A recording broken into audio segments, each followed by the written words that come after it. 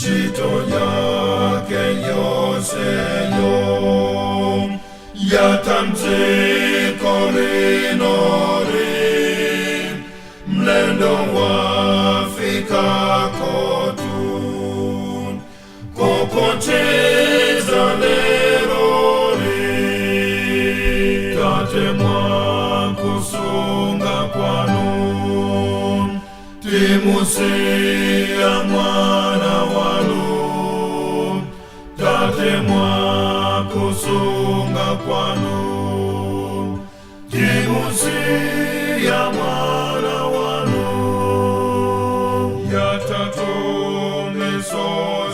yatatomesozeyo zobisika zosembe aweruza bwinoko niye wolungamayo tate mwakusunga kwanu timusia mwana wanu tate mwakusunga kwanu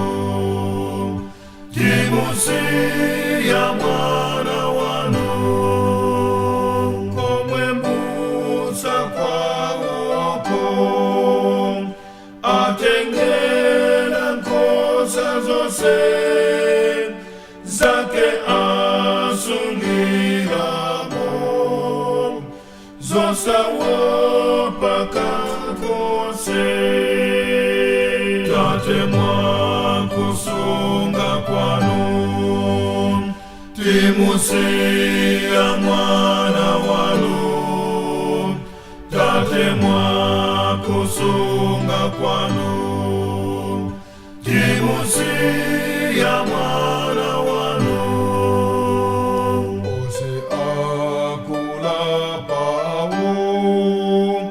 ayangana mtana wake apozera komweko zose za kukonda kwake tate mwakusunga kwanu timusia mwana wanu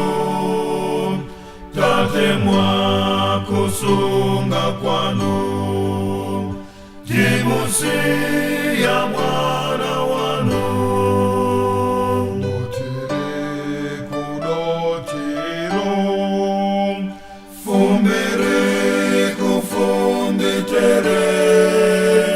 mpaka ataukaso timusia mumtendere tate mwakusunga kwanu timusia mwana wanu tate mwakusunga kwanu timusia mwana